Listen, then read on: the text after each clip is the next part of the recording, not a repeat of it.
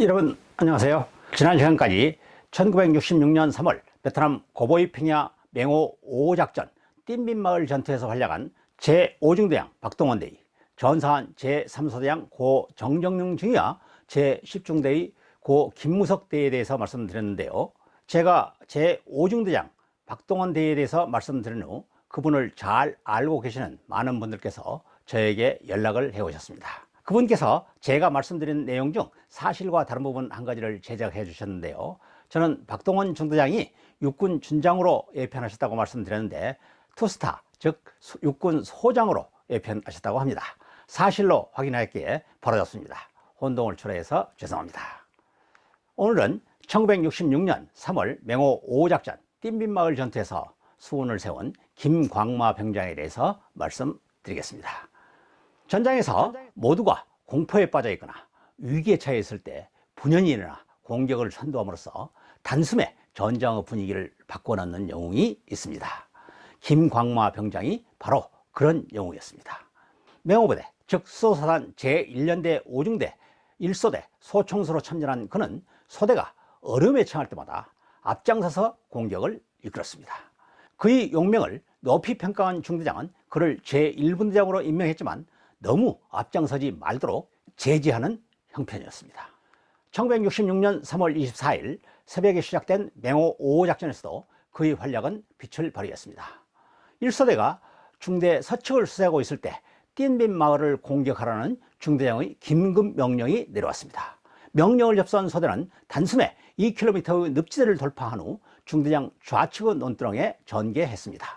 그때 베트콩의 박격포탄이 장렬하면서 근접 전투가 시작됐습니다. 그 틈을 이용해 소대장 박문규 소위가 1분대와 함께 공격을 시작해 그들의 경계 분초를 점령하고 베트콩 8명을 사살했습니다. 그러나 베트콩이 설치해둔 철조망에 막혀 공격이 저지되면서 최동철 병장이 전사하고 2명이 부상했습니다. 분대원 3명이 한꺼번에 쓰러진 것을 본 분대장 김광마 병장은 적개심을 가누지 못하고 벌떡 일어나 가슴 높이의 이중 철조망을 단숨에 뛰어넘은 후 돌진하기 시작했습니다. 분대장의 돌격이 시작되자 자동소총수 이창남 일병도 따라 일어나 베트콩 기관총지지에 집중 사격을 퍼부어 그들을 침묵하게 만들었습니다. 그 사이에 소대 정면에서 소대원을 괴롭히던 베트콩 참호에 접근한 김 병장은 교묘하게 위장된 참호 뒤로 돌아가 수류탄으로 5명을 복사시키고 5개의 참호를 차례로 폭파했습니다. 김 병장의 활약으로 소대를 묶어 놓았던 장애물이 모두 사라졌습니다. 그때 중대장의 돌격 명령이 내려왔습니다. 김 병장의 활약에 호응한 소대원들이 돌격으로 기세 등등하게 베트콩 진지를 향해 밀어닥쳤습니다. 그 시기를 이용해 적진 깊숙이 진출한 김 병장은 그의 측방에서 나타난 베트콩 2명의 사격을 받아 철모가 땅에 떨어졌습니다. 그는 순간적으로 총구를 옆으로 돌려 속사로 베트콩을 사살했습니다. 그리고 도전한 베트콩 사이로 뛰들어 닥치는 대로 사격을 퍼붓자 베트콩의 두 번째 저항선도 무너지기 시작했습니다. 소대장은 지체 없이 돌파구를 확대해 마을 내부의 베트콩 지휘소를 습격해 그들의 저항에 쐐기를 박았습니다. 그때 도주하는 1개 소대 규모의 베트콩을 목격한 소대장은 옆에 있던 김 병장에게 같이 가자라고 소리치며 그들을 추격해 마을 뒤편에서 6명을 사살했습니다. 추격을 계속한 소대장이 조금 전에 사살한 베트콩 시체 옆을 지나갈 때 난데없이 시체 속에서 검은 총구가 불쑥 나타났습니다. 그때 김 병장이 재빨리 사살했으나 반대쪽 시체 속에서 날아온 총탄을 맞은 소대장은 쓰러지고 말았습니다. 김 병장이 또다시 그쪽으로 사격을 퍼부은 후 소대장을 끌어안자 선열이 낭자한 소대장 박문규 소위는 나는 먼저 간다. 너희들이 잘 싸우라고 당부한 후 숨을 거뒀습니다.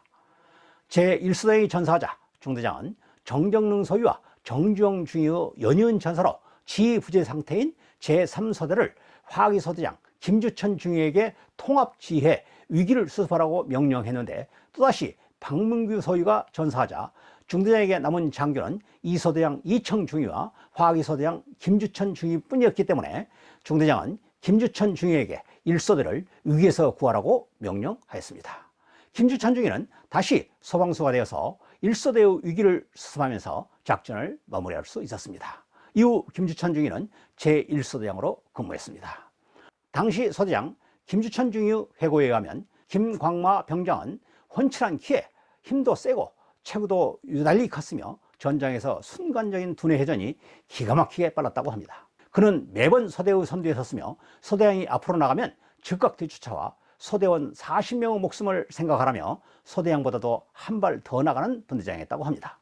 수색 중에도 정글에서 총쏘를 들이면 적방향은 물론 화기의 종류까지 정확히 알아냈고 한 차례 지나갔던 정을 정확하게 기억하고 주변을 관찰해 적의 흔적을 기가 막히게 찾아냈습니다. 미국 서부 영화에서 보았던 총잡이를 능가하는 타고난 전투 감각을 지닌 1급 전투원이었고 비상한 기억력을 지닌 전투원이었습니다. 정부는 그의 전공을 취하해 을지무공훈장을 수여했는데 미국에서도 그에게 중대장 박동원 대위와 함께 은성무공훈장을 수여했습니다.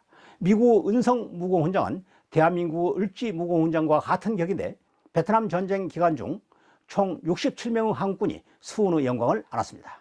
그중에 김광마 병장은 워낙 뛰어난 영웅이었기에 전쟁터에 계속 있을 경우 그의 안위를 보장하기 어려웠습니다.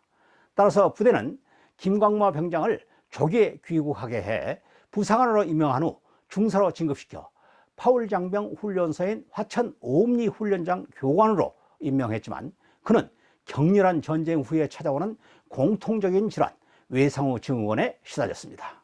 그러나 당시에는 외상후 증후군에 대한 개념이 없었습니다. 그는 문제장병으로 분류되어 순탄치 못한 삶을 살다가 많지 않은 나이에 고인이 되었습니다. 다음 시간에 방송해드릴 김영삼 하사의 인생도 마찬가지입니다. 참으로 안타까운 사연들이 있습니다.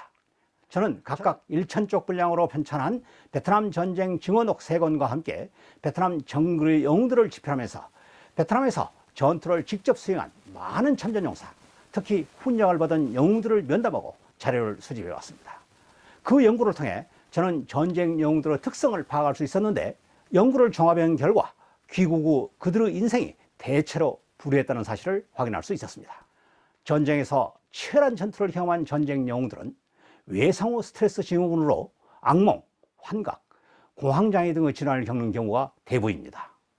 심약한 병사의 경우는 전장에서 총 한 방 제대로 쏴보지 못한 채 외상후 증후군에 시달려 결국 전장에서 자살로 생을 마친 경우가 상당수 있었습니다. 전장이 끝난 후 베트남에서 귀국한 후 전쟁 영웅의 사회 적응이 쉽지 않았을 것임을 짐작할 수 있는 대목입니다.